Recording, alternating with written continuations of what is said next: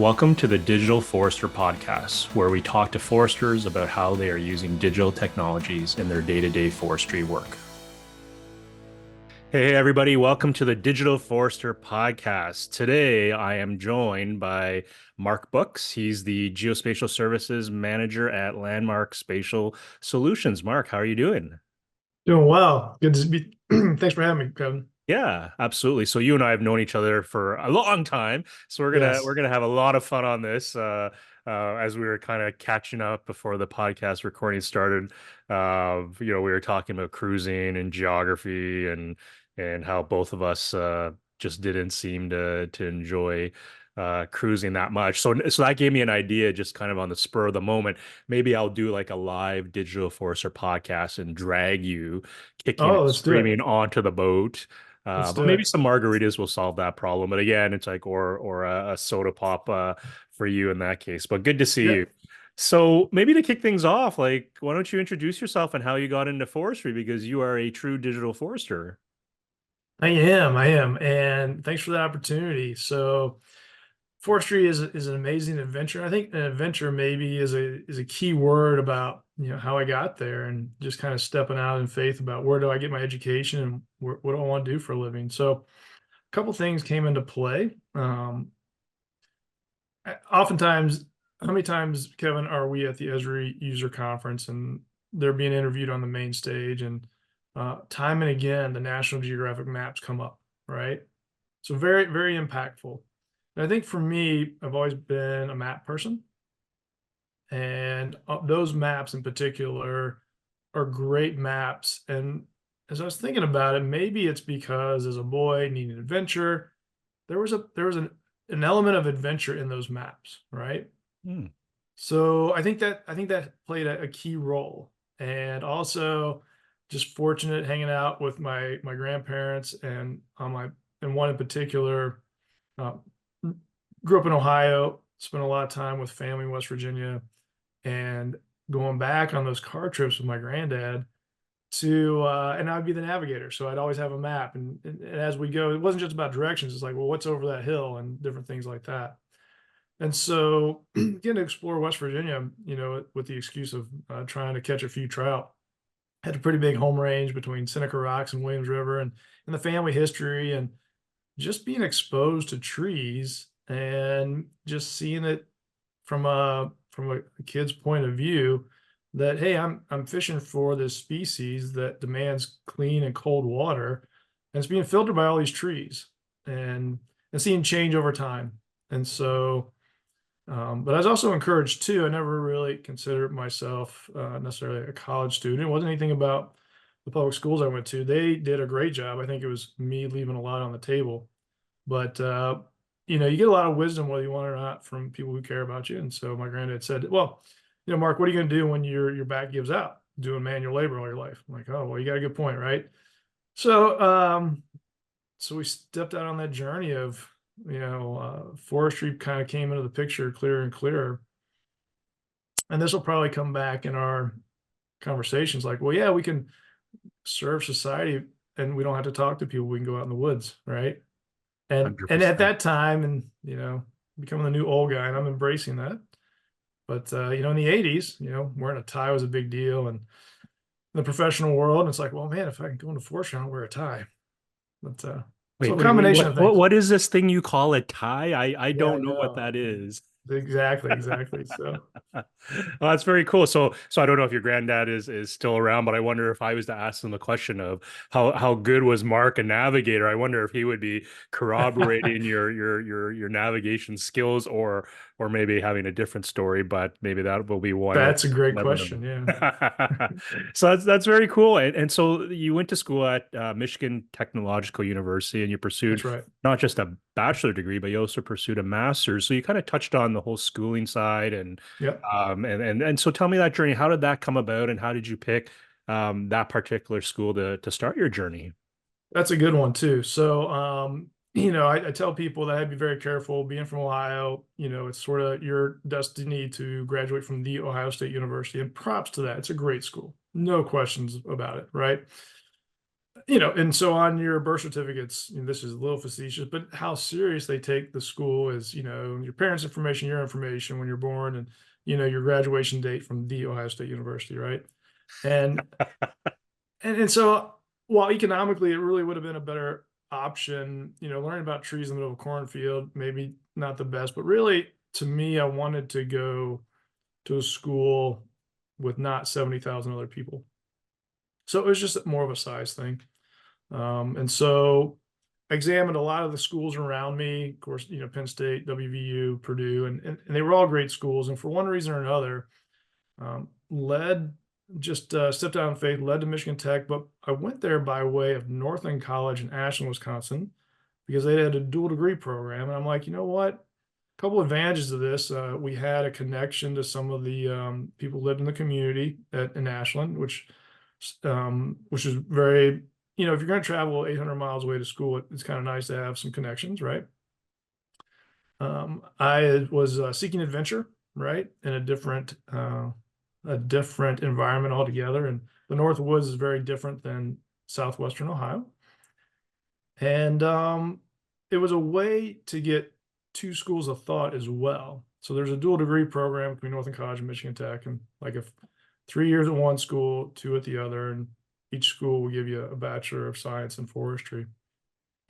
So that was attractive, going to a smaller school and then getting to Michigan Tech, which was just big enough to be a real university, if you will. And both of those are in the middle of the woods. So Yeah, yeah. Well, I think any of your American universities are way bigger than the Canadians I went to. I guess certainly 70,000. Like, good Lord. yes, So as you were seeking adventure, I'm just more curious since I know this about you. Were you shooting across the various states on the crotch rocket at that point? For our audience, crotch rocket is a motorcycle. I recognize we have yep, an audience, so just in case something yes, got lost in sure, translation. But Mark's yeah, an avid. I was surprised by yes. this, but you love your crotch rockets. So was that already at play when you're going to school? Well, motorcycles are a great adventure, right? And so, for all those that do it, please do it safely, wear your gear, and ride on the appropriate conditions. And so, we can unpack that more. But man, I was in that sad state of in between motorcycles at that time. So, had them growing up, and again, grandfatherly influences helping us along that journey, picking up my first one, but definitely sold before I graduated high school and concentrating on that. Yeah. However, I had a great brother-in-law who, as I was at Michigan Tech, gifted me with a dual sport motorcycle, which is a street legal dirt bike. And that's the perfect bike up there. Sport bike is not, you can't realize the benefit of that in the streets up there. And nor is that the place. And so I've since discovered, you're right, street bikes, sport bikes, and the beauty of operating those on the track is an amazing thing. And then, because they just come alive, and you're not taking your safety and really more importantly other people's safety in your hands at being a hooligan on the streets. Yeah, yeah. And I know from chatting with you in the past, you're also paying that forward, teaching, I think, your nephew how to ride and showing him all the ways. I'm sure your family must love that. So part of my, besides promoting forestry, I try to promote motorcycles to kids if parents will allow, and try and teach them safely, right? So we do have a little bit of a little dirt bike gang here in the neighborhood, and it's a lot of fun to kind of pass it forward and watch them be really quite proficient at riding, and, Yeah. and doing so safely. Yeah, for sure. Absolutely. Safety first. So Mhm. I know looking at your profile that, you did your school, and then you spent quite a few years at, I had to look it up because I know you've told me where you were or where you work, and then there's these acronyms, and then Yeah, so I looked it up. So you'll have to correct me, but you spent a lot of time at the Center for Environmental Management of Military Lands. that's correct. Yeah. MO. So tell me how we got there and what your job was there, or was there positions before you got there that started Yeah. getting you into that GIS Forester role? We'll continue on the role of themes, right, or adventures, right?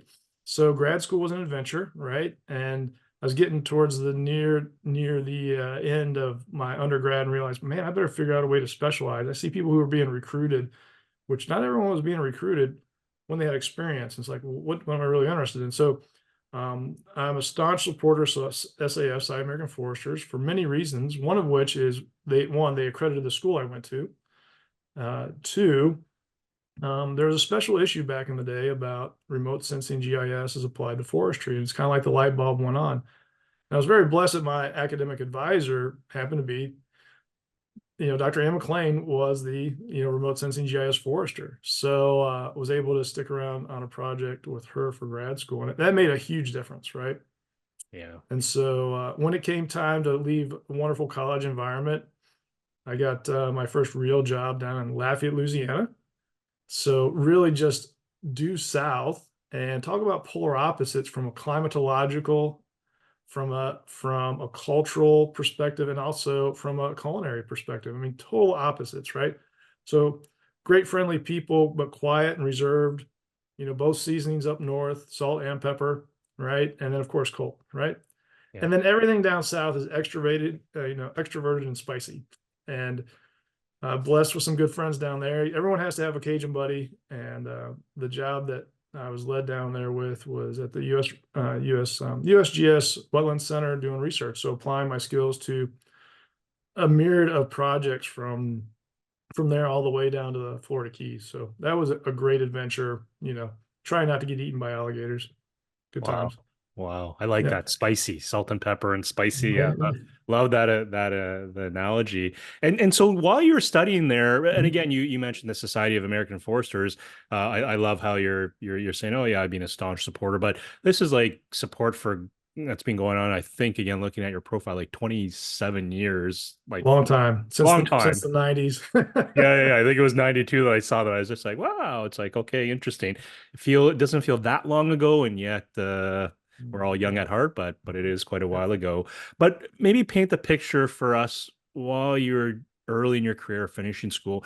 What did the technology landscape look like for Hmm. you as the digital forester?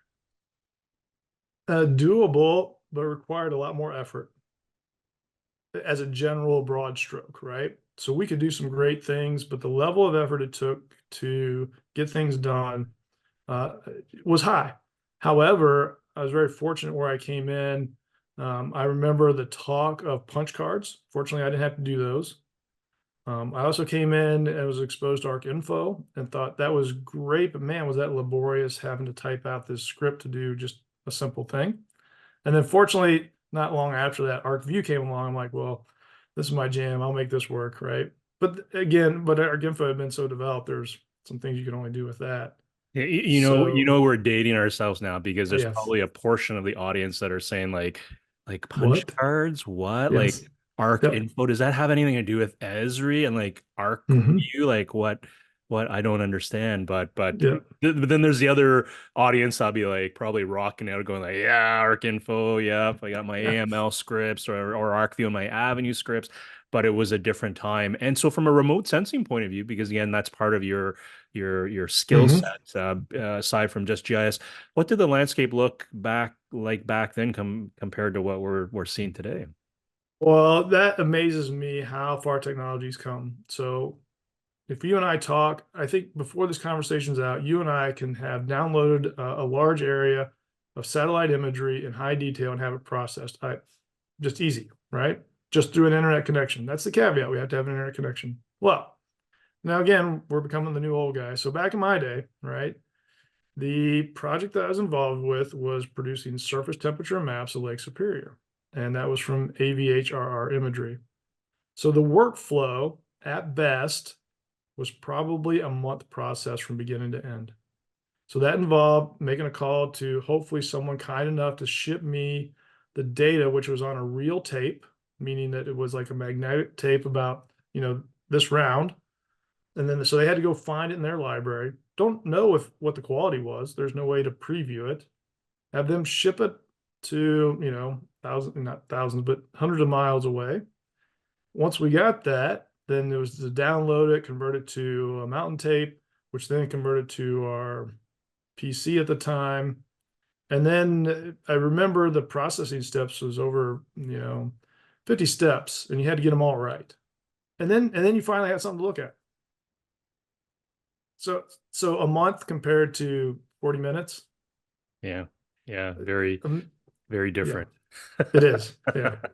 And for those who are listening, just for context, or those who are not watching, as Mark describes it, he's not like a 7-year-old dude with a big white beard, and like as he's telling you story, he's still a young guy. So as he says, the new old, I guess Yeah. I'm part of the new old as well. But for Yep. context, it's maybe the Yep. the newer old category, which just means we're in Right. denial, but that's okay. So as we think about that, like again, thinking of your career at Semo, what were the type of some of the Sure. activities and what skills did you have to develop? Because again, you're in a Hmm. interesting spot where you studied it, you came through the ranks several decades, and as you just described today, is completely different than when we went to school back in the early 90s. But thinking of the job you're doing at Semo, like was there a pattern in types of in terms of the technology you had to use, and what skill sets did you have to kind of uh, build up or learn to be able to do that job?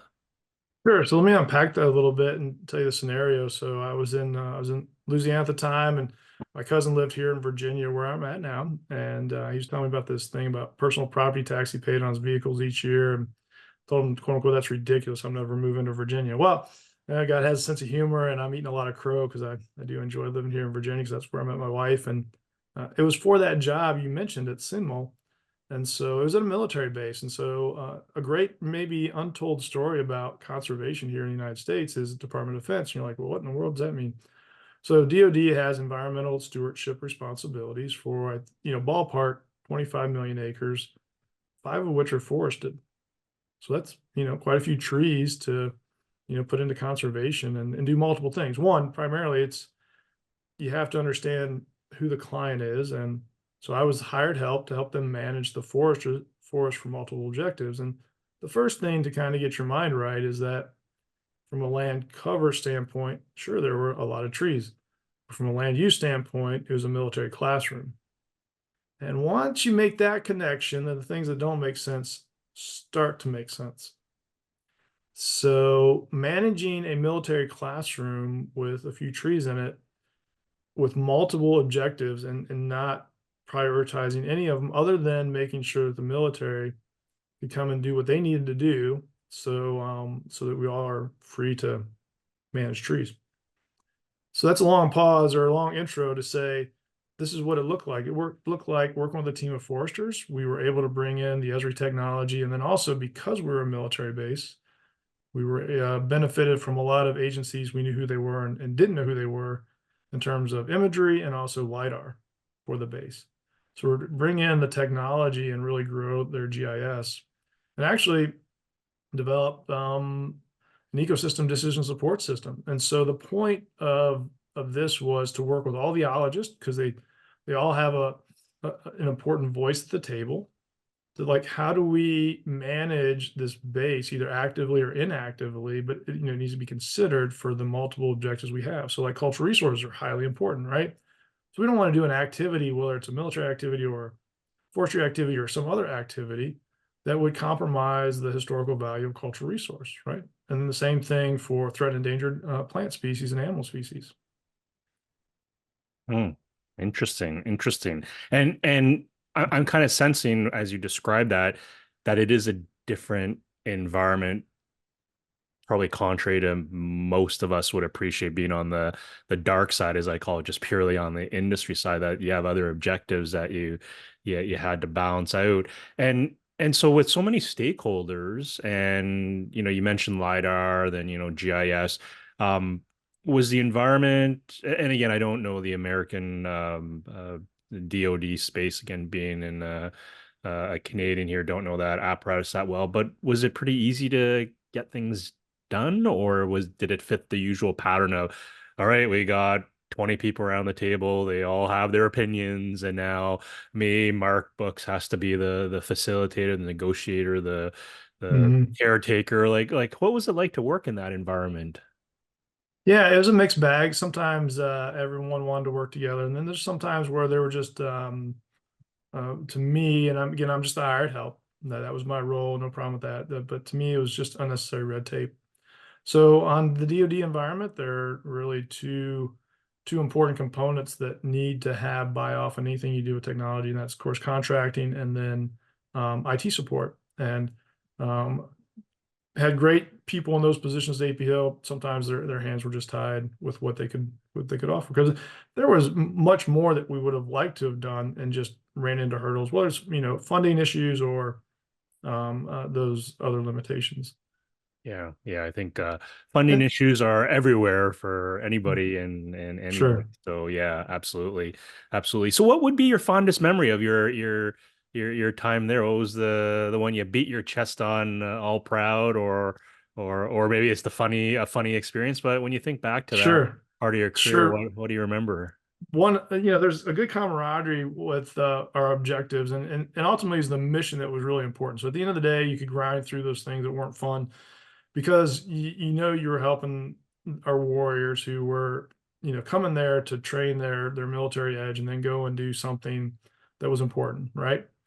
That was satisfying.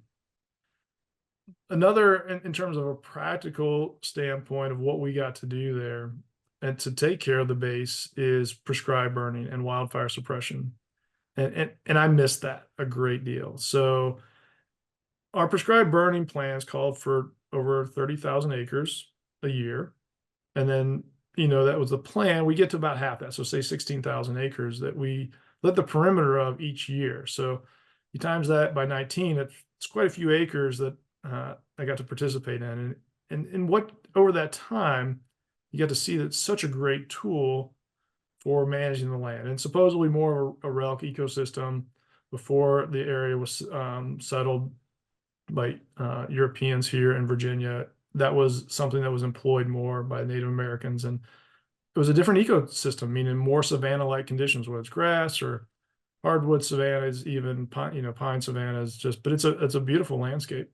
Yeah, very cool. And so if I was to do a Google, would I ultimately find a photo of Mark Books on a off-road motorcycle that was capable of doing some firework, just kind of racing through the Yeah, course and I've got some pictures to share for you. That is, there you go. I look forward to it. Now while you're all doing this, you were also the president of the Esri Forestry Group, and that's you've been right. going on doing that for 15 years and 8 months. So a short journey, I guess. I say Sure. Yeah. jokingly, quite a few years. So tell me where, because that's a volunteer thing, even though and you correct me if I'm wrong, even though it has the Esri name to it, it's still largely a set of volunteers that are giving their time back to the community to try and curate content and ideas and conversation. So, one, set me straight, I guess. What is it, and how did this thing come to be? Yeah, sure. It's again, great adventure. And so, as much as it was great with my colleagues there at AP Hill, sometimes in order to sharpen your expertise, if you will, you need to hang out at times with people that share the same expertise. So, from the geospatial standpoint, I was there at the 2008, I believe, Esri UC, and Peter Erdix, our good friend, who was with Esri as I think forestry industrial manager, put out a call saying, "Hey, we'd like to get together a user group for all things Esri technology and forestry." And so myself and Elizabeth Martinez stepped up and said, "Hey, we would like to be part of the co-founders of this." And so the way I term it is, even though the Esri name's behind it, we are, like executive volunteers, if you will. So just another word for volunteering. So not employed by Esri at all, but it's still true. We've helped with the user group. So that's kind of how it came about. But what is it all about? It's still going on today. So the best way to find us is on our LinkedIn group for now. There should be a hub, an Esri Forestry Group hub coming out soon. But the idea here is, if you ever gone to a great conference and you like that camaraderie with the Esri UC or whatever, in a way, it's kind of taking that Esri, the conference experience to your desktop, right? And so what I mean by that is, how do you connect with your like peers? And so this is a venue for everyone who's interested in the Esri forestry, Esri technology, trees, um, and using it to manage their trees, whatever that looks like, a place of camaraderie. And so that really involves a couple different types of memberships. Obviously, the Esri staff, because they're supportive and want the feedback. Two, like yourself and myself, solution providers, and then just the users of the technology, because it really takes all three of us user types to help kind of move the ball forward in terms of implementing the technology. Yeah, very cool, very cool. Thank you for continuing to Sure. lead that volunteer group. I know it's often volunteer roles are a thankless job, and so at 15 years, 8 months, thank you for what you're doing. Sure. Maybe a question from left field. It just popped in my mind, and I'm curious because Sure. you mentioned the working on AP Hill and the Department of Yeah. Defense side. So Oh, from a GIS point, oh, sorry. sorry. I should update my language. It's a force of habit. I believe it has been renamed recently to Fort Walker. Ah, Fort So, Walker. Okay. so that's the official disclaimer. But if I slip, just know it's just a habit of mine. So I'm not quite Sure. entrenched to learn the new name yet. But Yeah. that's officially what it is. Yep. There we go. Fort Walker. So formerly known or FKA Yep. as AP Hill Yep. there. Thinking of our vintage back then, the open source GIS side, there's something called GRASS that was Yes. developed by, I believe, something related to the Mhm. US military. And you talked about Esri technology. So while you were working there, was that ever a conversation ever of like, the open source use of grass versus Esri? Was it the usual, one they're always pitted like against each other for Mhm. some reason when the reality they're probably complementary Mhm. and addressing different use cases. But was that something I'm just curious, so like was that really anything relevant or meaningful for you in those early days? Actually, I didn't have to make that decision. Esri was the tools that were provided. It was a big kind of a big army sale trickle down, if you will. Okay. And so that helped because of the necessary permissions, security clearances, if you will, to get a piece of software installed on a military-based computer. Now, I have seen grass throughout my career, so I'm familiar with it, but it was probably in the context of someone having a data set in grass, wanting to bring it into the Esri technology. Right, right. Cool. Thank you for that. So thinking of your journey, and you fill in the blanks if I miss any of Sure. the hops there, but if I'm correct, now you're Geospatial Services Manager with Landmark Spatial Systems. So if I haven't missed any other adventures, uh, Sorry, yeah, that's good. Yeah. that's Yeah. good. But maybe introduce us to Landmark Spatial Solutions, Sure. what they do, and then what your role there is. Yeah, absolutely. So, and I will mention just one little sidestep along the way, but yeah. So a little bit about Landmark Spatial Solutions is that we're a little unique in the fact that we're not tied to any one solution. We're blessed with a lot of business, many dozens or more business to business solutions. So we're here to help anyone counting trees try and do it more efficiently, right? Just trying to set people up for success counting trees. So the funny thing about I think about foresters is we all count trees, but we all count them a little differently, right? So you need configurable tools to help in for different workflows. And so I think we have a pretty deep tool chest that we've been blessed with. And essentially, if we like to have a conversation and we can present options on the table that are the best interest for a variety of different reasons for the potential user. And should they purchase something, then we want to make it our mission to set them up for success with the appropriate training. So thinking of that, I want to buy a forestry truck. I'm going to come to Landmark Yeah, Spatial sure, Solutions. sure. I wish we had trucks or motorcycles, right? We There you should. go. There you That go. So maybe yeah. thinking of your customer base, Mhm. just again to help our audiences understand what Yeah. Landmark Spatial Solutions does. Is there a pattern of maybe like a top three? You see a pattern of these folks always come to us for their cruising requirements. These folks always come to us for our field gear, for vertex hypsometers or something. And these folks are the crazy ones, and they just come with like the next generation ideas and keep us on Yeah. our toes. But is there a pattern in terms of, maybe top three or a typical customer for you to help our audience to connect with what you folks do? We try to help everyone, and so some people were able to do that more than others, and a lot of times it's just folks that don't want to spend a lot of time in technology. They want the quick take on it and our recommendations because we try to test everything or at least be knowledgeable about it to make because we don't want to represent bad stuff to them, so we try to vet it, and so there's an efficiency hopefully in that regard. So um, I think one of our, even though we'll help larger companies, large and mid-sized companies, I think we do have a sweet spot in helping the smaller consulting foresters as well. Okay. Okay. So nowadays, thinking of 2024 for a small consulting forester, what's their pain point with Mm. technology aside from the usual, this is too expensive or this doesn't work or something. But what are you seeing on the consulting forester side for trends and their needs? Is it carbon? Is it all driven by carbon? Oh, carbon. We should have a good conversation about carbon, shouldn't we?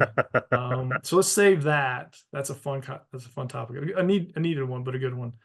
So to me, I'm going to generalize it and say I think there's many attributes we could specify. Cost is one of them. I feel that it's time to that the time it takes to implement technology is a challenge because people are busy and they need to implement technology that doesn't cost them a lot of time, but yet they need technology to give them consistent results and that's reliable. So I think that's the without them necessarily saying that, I think that's still a fair assessment. And so when you describe that, Mark, um is there any resistance from the forester in terms of are the expectations realistic, I guess, in the sense that deploying any new technology requires a bit of investment in terms of the user themselves to learn and train, depending what it is, maybe some hardware infrastructure. Hmm. Depending what it is, there's different components. Are you finding these foresters? Because I always describe it as they already have like five jobs, like they're wearing five Yes. hats, and now Right. you're saying, Right. oh, here's a sixth one and a seventh one. Right. And they're like, I don't have time for this. I'm already trying to do my five. And yet Yeah. you kind of have to wear at least one more hat to get off on the ground and then figure out which of the other five you can maybe get rid of. But are you finding the narrative is changing with these foresters that you work with?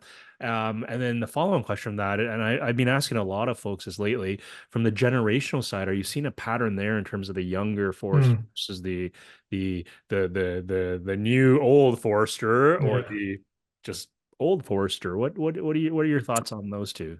So let's see. Let's do the first one, the easiest one. Generationally, there's been people, older than us and our age that are adopters of technology. Not a problem, right? But there are some people who are younger than us who act like people who are older than us and say that are resistant to technology. So there are some trends generationally, but I guess I try to treat people on an individual basis, not knowing what I'm going to get and knowing that there's a little bit of, and I mean this respectfully, when it comes to implementing technology, a little bit of life coaching, right? So no matter where they're at, it's an approach of, hey, is this a good decision from you, right? So I try to I don't want to be the Debbie Downer, but what I do try to do is say, hey, if you're considering the solution, I try to ask them some really upfront questions like, do you have time? And then I say, well, maybe you don't need to be the button pusher, but maybe you need to be the manager. We'll set you up with that. But do you have a technology champion on your team that can help? And oftentimes that person is a younger person, to your point, right? But not always. So, so while I agree with the trend, it's not quite always true. But and I think maybe what hopefully when people work with me, they see that hey, um, hopefully the reason that I'm effective helping them is I'm not necessarily the best. I'm not a technology person for the sake of technology. I'm a forester just trying to work more efficiently, and so I struggle with technology, right? And it's because I've struggled with it, but I'm willing to get through that struggle to use it.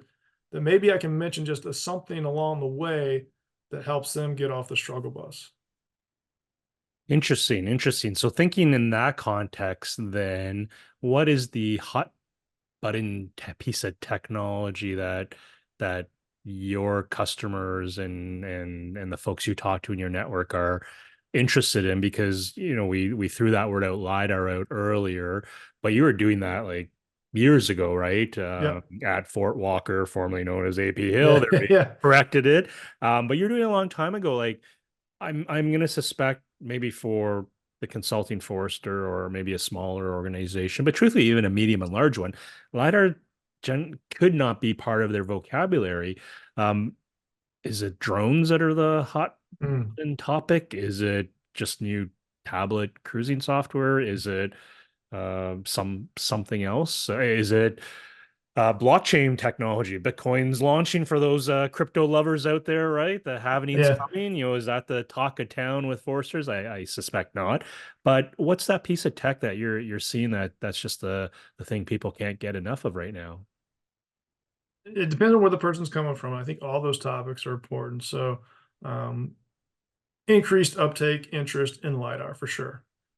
Increased in terms of having the right solution for carbon, right? And we should probably come back to that. Drones are important. Like, what's the right context, right? So people are still learning about drones. People still want to engage, but people are also learning like, when is this the right tool for the application, right? And there's certain places where it's great, and there's certain places where it's not necessarily the best tool, right? Especially with, again, the satellite imagery that is so accessible now compared to years prior. Yeah. But then for us in particular, we're in a bit of a shift because we have some really good tools that for field inventory collection that are built on the devices that are Windows mobile solutions, right? Great solutions. But now what we're finding is that manufacturers of those are not manufacturing handheld rugged devices, GPS data recorders that are operating on the Windows operating system. So we saw that a couple of years ago. So we wanted to be proactive, and so we have solutions that are now based on Android. So that's been definitely a big push as those units are becoming older, life cycle replacement type stuff.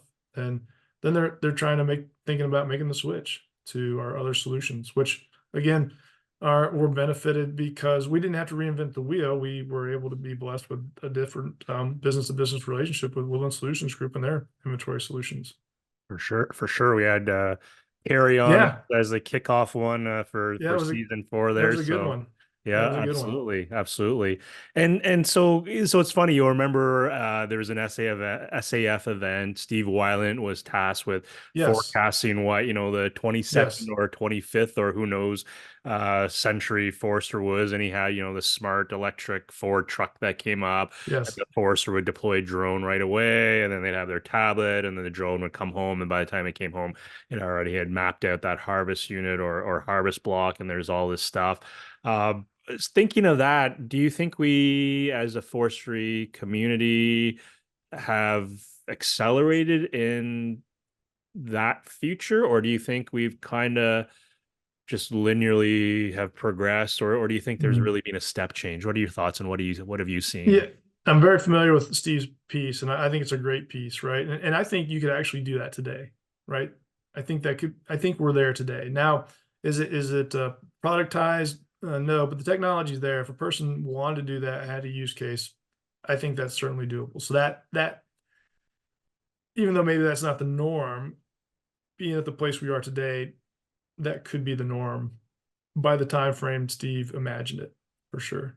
Yeah, see, we should totally do that. I should come down. We rent a Ford Yeah, F-150 yeah, Lightning, yeah, strap on. I'll bring my Starlink, strap it on top of the roof. yeah. We might need an ATV. We got to be cool, right? Get an Yeah. electric ATV, a couple drones, different Mhm. sizes, and of course we can't forget our cooler. That's the most Right. important one there. But so we've kind of danced around the carbon thing, and we've kind of Yes. for those who can't see Mark because you're listening, every time we mention carbon, Mark makes a little face, and then we'll Yeah. get to that. So why Yeah. don't we go there now? Because definitely there's different views when you just mention carbon and so when I say carbon, what does it mean to you?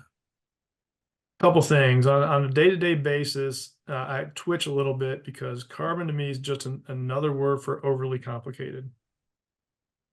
So in terms of your normal tally screen or tally sheet, tally screen, right? For normal forestry operations, not a problem. But now, with every attribute that needs to be collected on a carbon cruise, you basically need to take a laptop out in the woods if you want it all on one page, right? We have solutions with Woodland Solution Group that can handle that, not a problem, but you have to make some concessions, right? But it works. However, but let me zoom back up and say the good news, right? definitely think that the carbon market is good for forestry. If nothing else, I think it's going to help us keep forests. As foresters, I think that's a primary goal, right?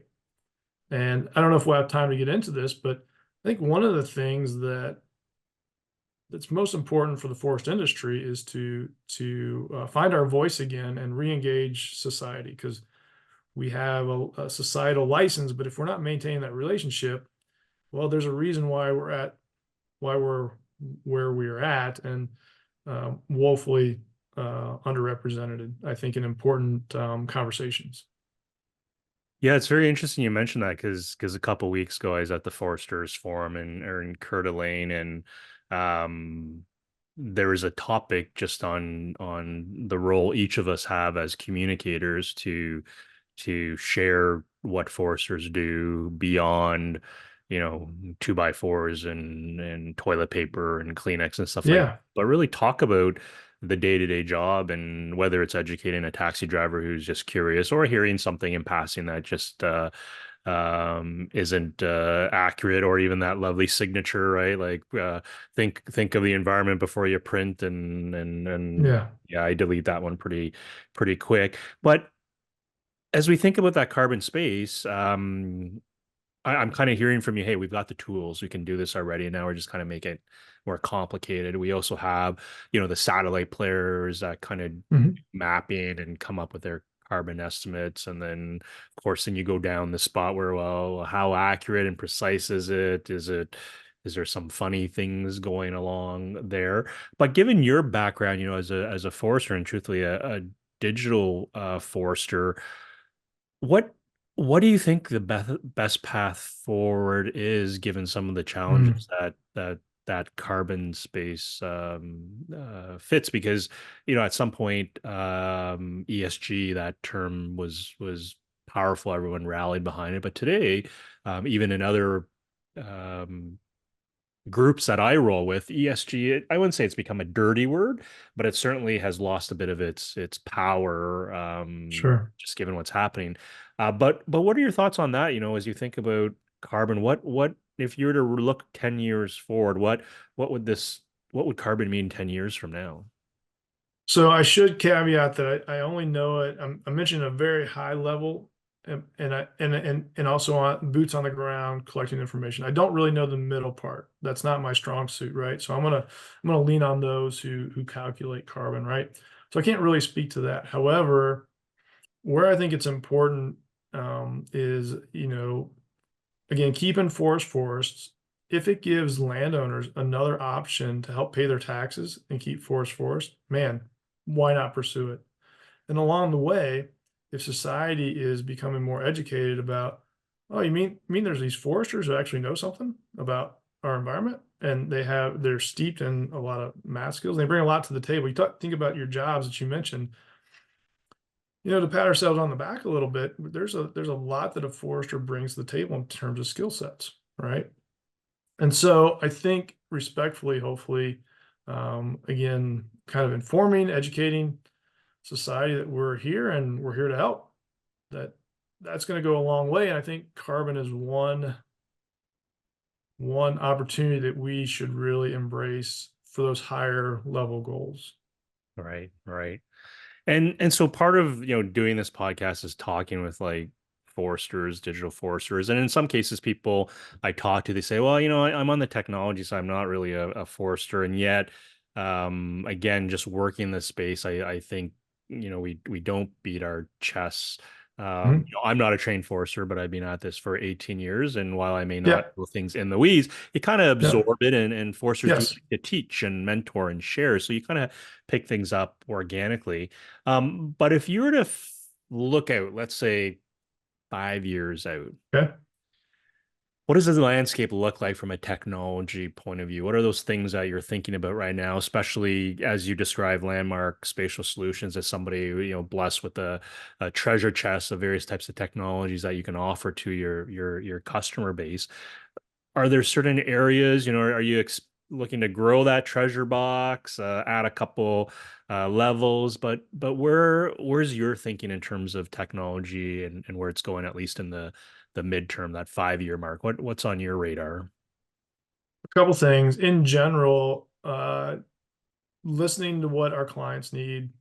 And if we need to expand, happy to entertain those ideas. Who do we partner with, right? Because it's all about them. At the end of the day, that's our goal, is to make sure that they're successful. Because their success is really our success, and it's just, unfortunately, sometimes along the way we gotta bill them so we can keep our lights on. But that's our priorities. We want to see them be successful, right? And so along the way, as we do that, we want, I think, strategic partnerships, and I think that's why I'm such an advocate for Esri. And I try to explain to people, this is the way I view it, and this is part of the reason why it's pretty easy to do the volunteer gig with the Esri Forestry Group, is that the mission of forestry, and I think the mission of Esri are the same, in that they just want to make the world a better place, right? And so, to me, what is it? What do forestry need? What does forestry, the profession, need more than anything right now? And do we need technology? Yes, and we need to keep refining it. Not a problem. And we need to do so in such a way. To answer your question, I think it's refinement to where it's easier to uptake. Right? We don't need to take 3 hours to explain something, where maybe we can get it down to about a half hour, to where we've removed some of the challenges, the complexity, but still offering the solution, right? Right. So But make it easy. yeah, making it easier, right? Just the continual refine, just like now, it's so much easier to download a satellite image than back in my day. So Yeah. I see that continuing. And I think that'll be a good thing. So, but the partnerships are important. So I hope that technology will be used to help foresters tell our story, and do wherever your audience is, whether it's somebody next door, or if you can network with someone like, say, Esri, who's a software company but wants to make the world a better place, and they are world influencers, right? And so they've been very kind to forestry and have us on the big stage with JD Irving at the plenary, the UC plenary, right? So that's big. That's big. Yeah, absolutely. Yeah, certainly Jack from Esri's, investing, Yep, and there's been champions there. You mentioned Peter Eridix, which, by the way, that's Peter, right. if you're listening, you're on my That's my cross list there. It's like you haven't yeah, responded yet, but we'll get him that's on right. at some point. Now for those who may not know you, like, again, I've known you for several years now. You're just a down to earth, humble, but like nice guy. And I remember at an Esri user Appreciate that. conference, Thank you. you brought some students. You're actually, I can't remember the term you used, but you're kind of their guide for the Yeah, chaotic Esri user conference. yeah. And what does that mean to you when you do that? Because again, it's something, again, knowing you, didn't surprise me when you introduced me to the young gentleman. I was like, oh yeah, it's totally Mark Books, like a Mark Books thing, like, absolutely type of thing. But as you look forward, like being the new old, or us being the new old, Yes, yeah, what's important in your role yeah. in your profession, your career, personally, professionally? Like what's important to you looking forward? Well, we're making progress again. A couple. Let me answer two ways. Um, a few years ago, and so here in Virginia, we have some great extension agents. So Jennifer Gagnon, I've learned this little shtick, this insight from her. So a few years ago, say 8 years ago, she did this experiment, went to Google and just did a search on Forester. And what page do you think that we landed on? Like 26 or 30. So which means that in this today's world, we don't exist, right? And of course, all the other pages were filled with the fine automobile made by Subaru.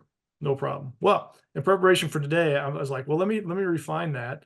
And it's over time, I've noticed we've gotten closer to the front page, and we're on the front page now. Maybe just this morning, it's a Wikipedia. So I encourage you to do that. Just from time to time, just Google the word Forester, and now at least a Wikipedia entry is there on the first page. Maybe it's the bottom of the first page, but I mean, in this Google search world, that's something. That's a measurable something, right? Now, there's to me, if we look at growth and yield models, there's an equation about, there's little letters that go along with what is and what's died, but there's something at the beginning of that equation, that I, and that I stands for ingrowth, right? So for me now, I've always appreciated it when people invested in me and my career, and I've been blessed with a lot of people that have done that. And so I really get a lot of joy out of doing that now for students, because that's the future of our profession. And so it's just one of those joys to see a young person where they're at, and if I can help give them some positive feedback or help them expand their network and help them flourish in their career that promotes forestry, well, that's success. That our forestry, profession is in good hands. 100%, 100%. So on that note, I love to ask this question because a lot of people say, why do you ask it? And I say, well, sometimes it stumps the person I'm Yeah. asking. But what advice would you give a younger Mark Mm. Books? Like thinking you told you described many adventures when you were a kid, being the navigator in the car to your journey through school, then different experiences and experiencing the spicy life down Yeah. Yeah. south. But thinking of where you are, and again, for context, you're not an old dude. It's like you're not a white-haired, gray-haired dude. It's like you still got many Getting there. We're getting there. years on there, yeah. And thinking back, like what advice is there a piece of advice you would give yourself Yeah. knowing what you know today? Yeah, I think learning some of the softer skills, it kind of goes back to where we find forestry. And we've done this to ourselves. We like that we like you people, but we're gonna go in the woods and we're not gonna talk to you. That had to stop, right? So the sooner I realize that, the better. I wish I would have realized it sooner, but I also wish that I would have insisted professionally on having conversations that were fair, honest, and respectful, right? And here's kind of what I want to unpack that just a little bit. Like, I think in a broad term, I'd say I would have liked to have learned conversational forestry. And Tell so, me and more. so, yeah. So what I mean by that is learning to tell our story because we have a great story, right? But then also being able to handle the feedback that's oftentimes negative, and those negative people are showstoppers, right? So learning how to have those just if we can all agree to have fair, honest, and respectful conversations, I think we can go a long way to agreeing that someone might have a legitimate complaint about a particular episode in life, but that's not necessarily the heart of forestry. So what kills me is when we now have to say, well, this is sustainable forestry. I'm like, well, wait a minute, wait a minute. If you look at the very definition of forestry, it is sustainable. So so if we can ever get to the fact that people know who foresters are, we're there to serve them, providing, clean water, renewable natural resources in the context of the greatest good, the greatest number in the long run, right? So, granted, we are agents of change, if you will, but we'd like to help people understand that that is a positive thing. So so that's kind of a little bit of the soapbox I'm on these days, or I try to be respectfully insistent on that. So I won't engage in people if I know that I'm not going to have a respectful conversation. I mean, I want to, not that they have to come away thinking like I do, but I would like to have a valid conversation where the merits of forestry are on the table and at least dutifully considered. Let's put it Right. that way. Yeah, absolutely. It can't be a one-way conversation, especially not one No. where someone's berating you or yelling at you. And it's a topic that truthfully, this podcast won't cover, but I suspect Yeah. some other one will. But it's that connotation I think that you hear forestry. What's top of mind when someone thinks that? Because I often struggle with that as well, being, working in the Mhm. forestry tech space, you and I together. But like when someone says agriculture, right? Mhm. Positive feeling. It's like, oh, grow food, right? And you hear But and it is forestry, great, but sedimentation wise, there's a factor of 10 more sedimentation from our agricultural fields, which we need. Not saying we don't 100%. need it, right? 100%. But why do people's Yeah, perception go to the, oh, grow food versus, forestry, the negative? They always go to the negative versus yeah. the all the benefits, right? Like ecosystem services that provide clean air, that's one that someone smarter than us will probably have to write a PhD on or something like that. But But it does come into your podcast in the hopes that technology will help us tell our story so that we have better interactions with our society we serve. yeah, a I think hundred that's my percent. point. Yeah. Yeah, 100%. I know I did one a couple weeks ago. From folks down under, and then I remember one of them asked me a question like why do you do this, and like what do you get out of it, and my response was I just get to talk with really cool people, like Yeah. cool men, cool women that can shape and influence my own thinking, and I can probably learn something about that individual, their company, their worldview. And certainly with the podcast, with this global footprint, it's quite fascinating to hear the different views. And to your point, not everyone has to agree. Like again, you're very pro No, Esri. no, no, Europe is no, very pro open source, and that's okay, right? yeah, 100%, 100%. So, hey, as we look to wind down, because I have this strict rule, I always get everyone in and out in 60 minutes because everyone's busy. But I really enjoy catching up with you and hearing your thought process and definitely hearing, I can sense, you're killing it in this position as Geospatial Services Manager at LandMark Spatial thank you. Solutions.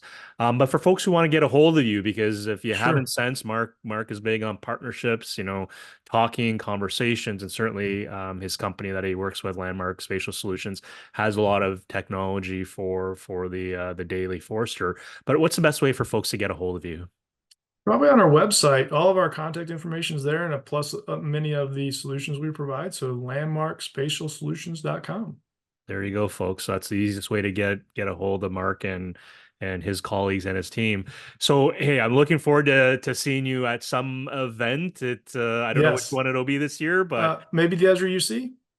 maybe, yeah, maybe, Okay. absolutely. That's Yeah. we seem to see each other there every year, and then maybe there's some other ones we'll see each other. Hopefully. Oh yeah, Hopefully. but yeah, hey, good seeing you, good talking with you. Say hi to your wife on my behalf. I know I met her a couple years ago. Uh, Yes. but definitely the better half, I'm sure, right? But Yes. I married up. there you So go, there you go. So definitely thanks for your time. I look forward to seeing you around. thanks, Kevin. Thanks for what you're doing to help tell the forestry story here through your Awesome, podcast. Appreciate it. good stuff. Cheers.